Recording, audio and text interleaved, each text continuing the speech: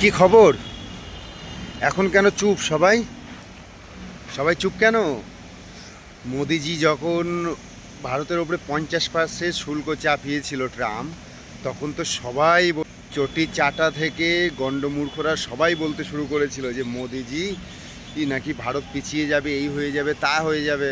তো আজ কোথায় গেল? যখন 18% শুল্ক হ্রাস করে দিয়েছে ট্রাম্প, এই মোদিজির কূটনীতিতে আজ কোথায় গেল তারা? সব মনে হয় গ্যাস হচ্ছে তাদের, না? ইনো খেয়ে নাও, ইনো খেয়ে নাও।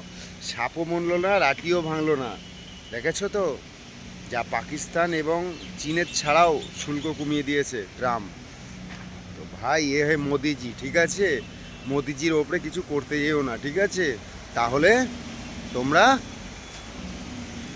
হারিয়ে যাবে। এখনো সময় আছে, শুধরে যাও, শুধরে যাও। যদি মালগুলো দেখবি, জ্বলবি আর লুচির মতো ফুলবি, তাছাড়া আর কিছুই না। আর কি বলবো, বলার তো কিছুই নেই। রিফাইন তেলে যেরকম লুচি ভাজে দেখেছো, বড় বড় হয় লুচিগুলো, সেই রকম বড় বড় হচ্ছে লুচির বিরোধী মালগুলো। এটাই তো আমাদের আনন্দ, আর কিছু হোক আর না হোক।